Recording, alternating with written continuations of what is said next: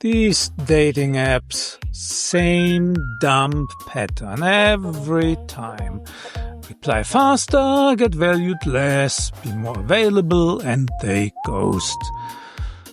Thomas Paine said, "What we obtain too cheap, we esteem too lightly." He meant freedom, but honestly, it's the same with everything. When something costs us nothing, no effort, no time, no sacrifice, we don't value it. But when there's a real cost involved, our brains register it as worth keeping. So, related to dating, are we giving our affection away like free samples and then wondering why they disappear? Why they don't call back? Why people ghost? Maybe I will tackle that in today's episode. Should love have a gatekeeper? And who gets the keys? This is Inside the Being Mind.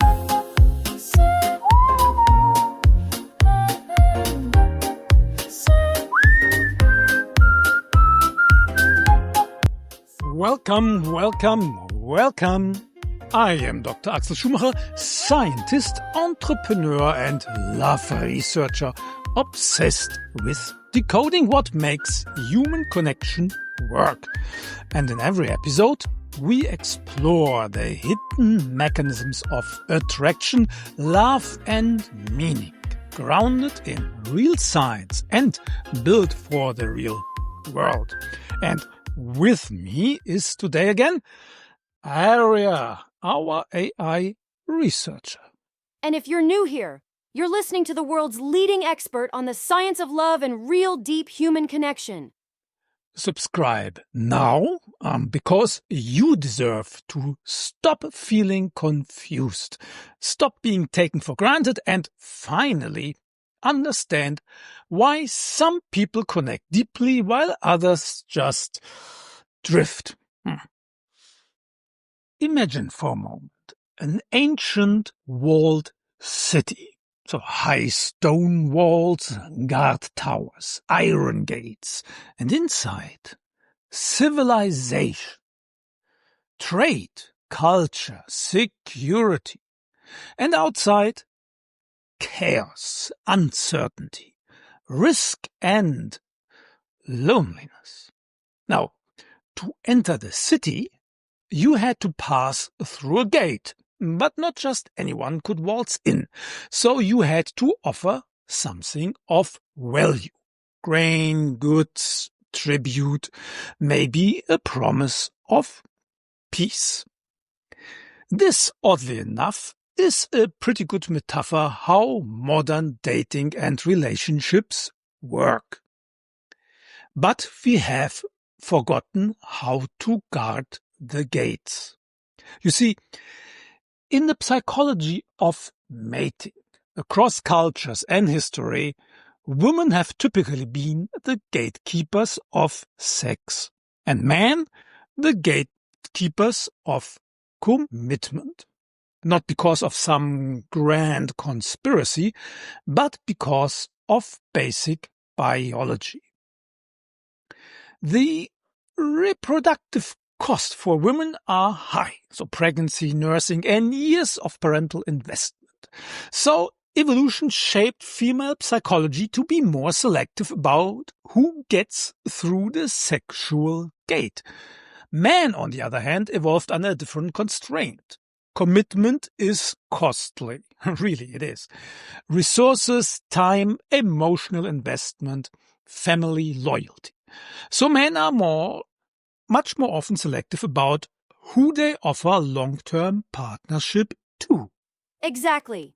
And here's where the biology really helps us understand the psychology. From an evolutionary standpoint, women face what's called obligate investment. That means once conception occurs, they're biologically locked in for months of gestation and years of care. There's no biological opt-out. That's why female mating psychology evolved to screen carefully. Not just for attraction, but for reliability, protection, resources, and long-term support. And it's also why sexual access has historically been something men pursue and women grant.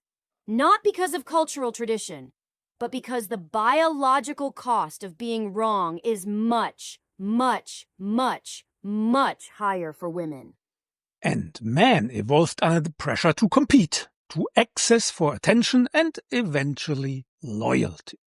Because while men can technically reproduce more often and with less direct cost, that's only true if they're operating from a purely short-term strategy.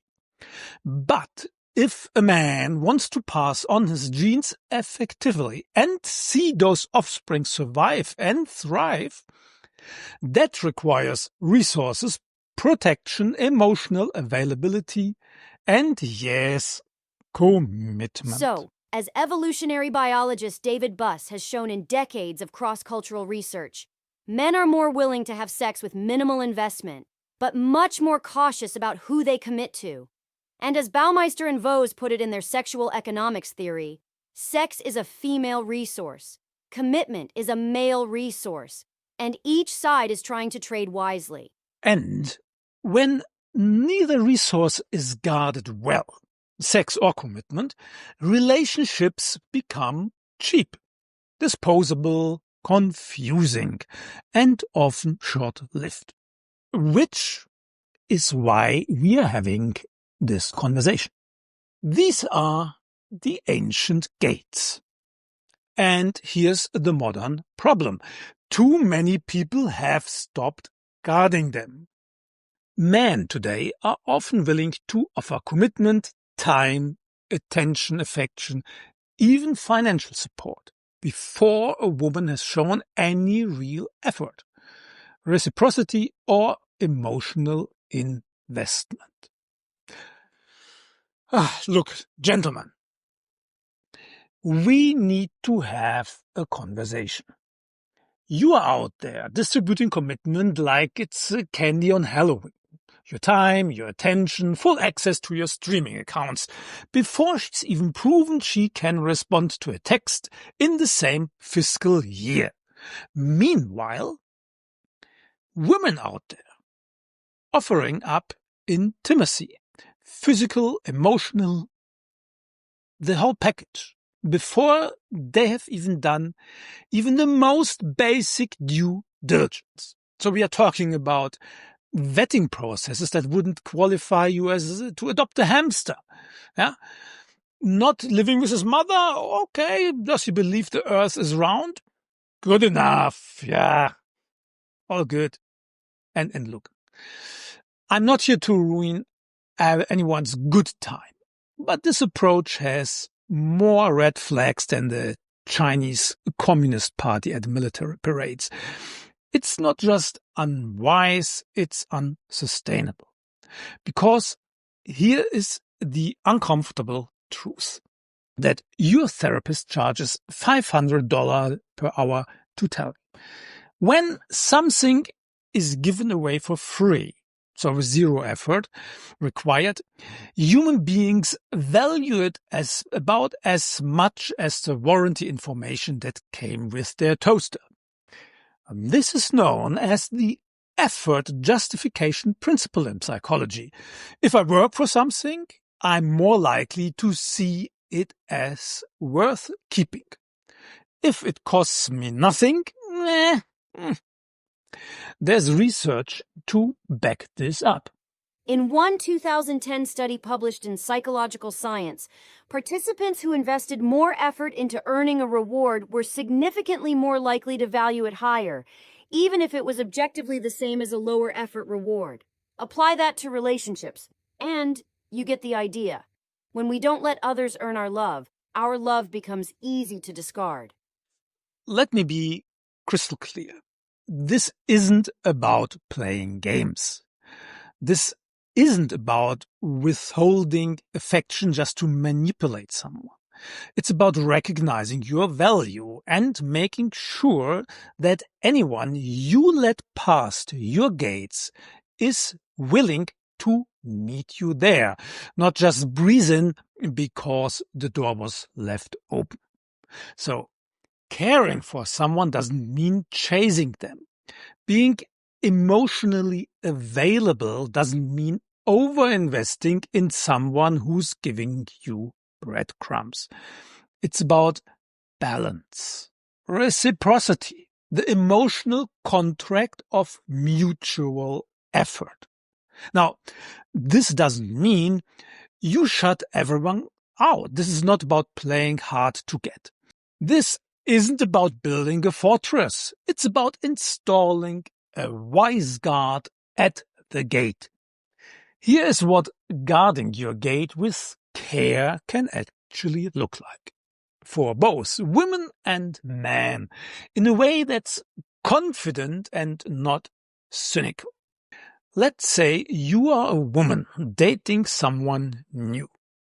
You like them, there's chemistry, charm, excitement. But instead of letting things escalate quickly just because the vibe is good, you pause. You ask, is this person showing real interest in me or just in the way I make them feel? Are they consistent, respectful, curious about my mind, my goals, my weird little stories? And maybe you say, I move slowly when I'm getting to know someone. I really value connection, not just chemistry. That's not gameplay. That's leading with standards. You're not punishing them. You are inviting them to rise to something meaningful. And if they walk away because of that, well, let them. The wrong ones will self-select out. However, and here's the paradox of the modern dating market, the more selective women become, the more they risk being misread as disinterested.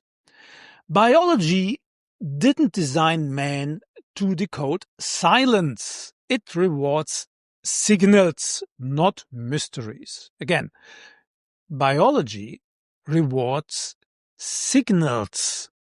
Men need clear signals. Look, we are not that smart. When warmth is missing, the masculine brain often interprets this as rejection and moves on. And the result, you think you are guarding your gates, but you are actually closing them. So remember, guard your gate, but do not close it. So what's the solution? How do you keep the gates protected without freezing the whole city? You don't do it by freezing him out. You do it through affection and without rushing it. A woman who knows her worth doesn't need to play cold.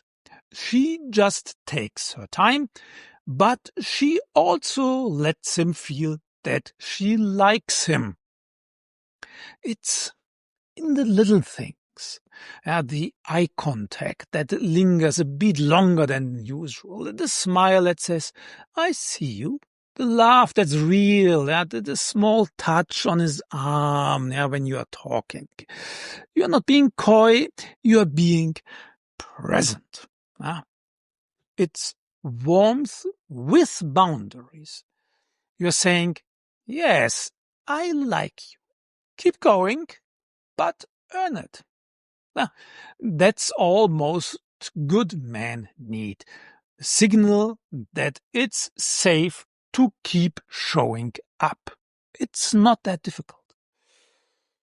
What should the man do? Well, he needs to make her work for him. So let's make this practical. What does making her work for it actually mean? Let's say you're a man, successful, emotionally grounded, looking for a real connection. So you meet someone amazing, smart, stunning. The attraction is immediate. Now, the old version of you might have dropped everything to be available.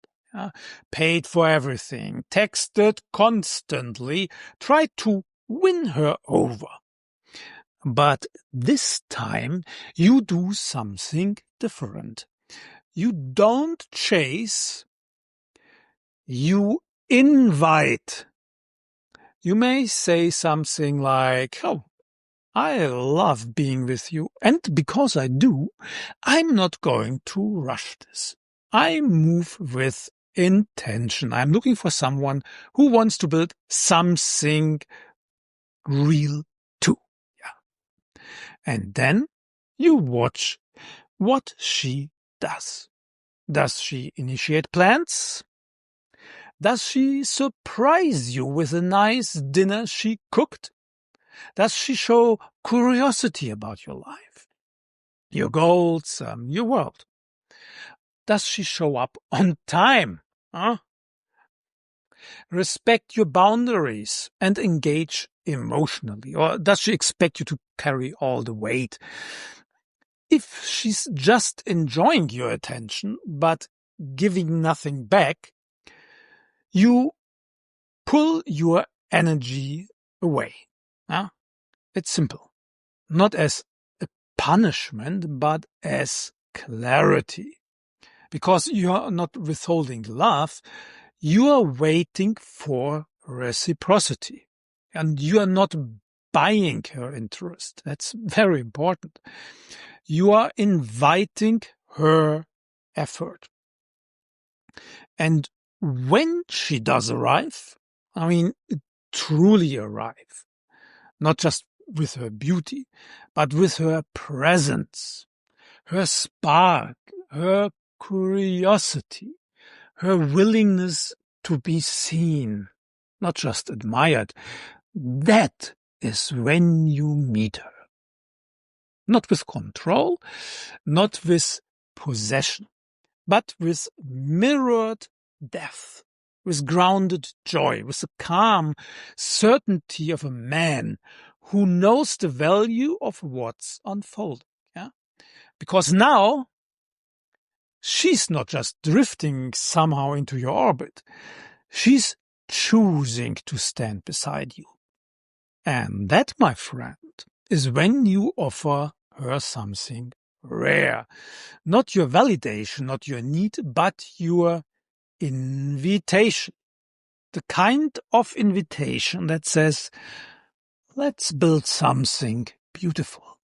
Not because we must, no, but because we can. And that's how you make her work for it. Not by testing, not by playing cold, but by showing your own value and letting her show up for it. And if she doesn't, you haven't lost anything.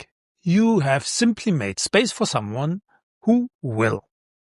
So, remember, men should avoid offering commitment too easily and require women to show effort. These aren't tests.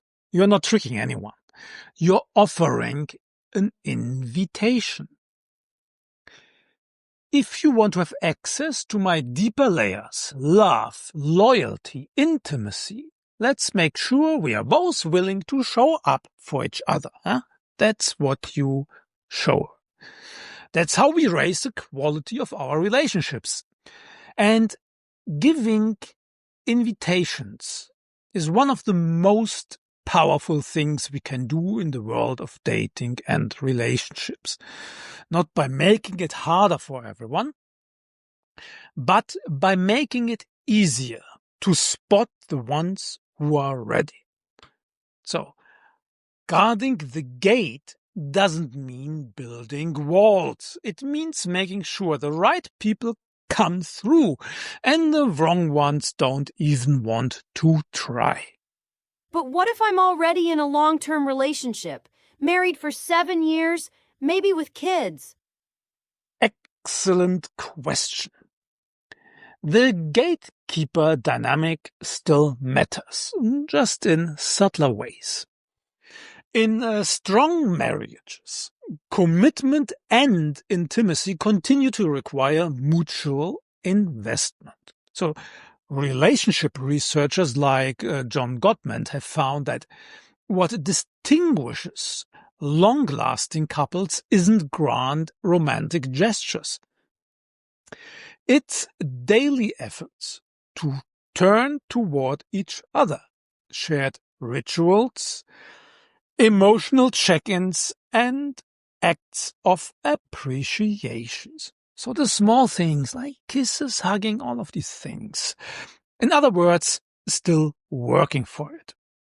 When either partner starts assuming the relationship is on autopilot, emotional erosion begins. So the desire fades, respect weakens, and one day someone may quietly start looking for another gate to walk through. Well, there are exceptions. So let's say if you are in a mutually already fulfilling relationship, so where both of you give freely, laugh without scorekeeping, and feel deeply secure, then by all means, keep doing what works, okay? Never change a running system. Don't introduce gatekeeping where trust already lives. This advice is not for healthy love so much. It's for starting love and imbalanced love, for people stuck in a loop of chasing affection over giving or being taken for granted. So, here's the big idea. We all have gates, boundaries around our time, attention, love, and body. But those gates mean nothing if we let just anyone walk through them. That's why we have doors. You wouldn't just leave your house or apartment without a door, wouldn't you? A relationship worth keeping is a relationship worth earning by both people. Give with intention, invest with awareness. Guard your city, not with suspicion, but with discernment. And remember, a city that lets in anyone may one day fall to everyone. But a city that chooses wisely lasts. Just ask the people of ancient Troy. They opened their gates, not to an enemy, but to a gift. It was beautiful, intriguing, mysterious. But inside that gift was destruction waiting to happen.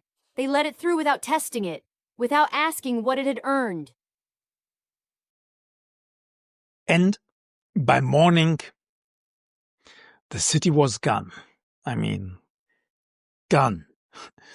And in love, as in history, not everyone deserves the keys to your gates. Make them work for it and be willing to work for theirs. Again, this is very important. Remember this. Be willing to work for their gates. Because anything worth keeping is worth earning. Okay? Okay. If this video made you rethink how you give and receive love, share it with someone who needs to hear it. And tell me in the comments, what are the gates you are guarding and who's worth letting through? I read every comment. Your stories and questions shape the next episodes.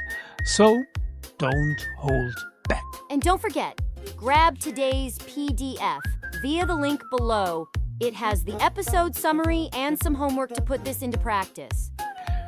Thanks for tuning in. I really appreciate your efforts. I really do. And remember, you can't defend your gates from behind the screen. So, shut the app, Close it down. Open the door, go out, and rejoin the species.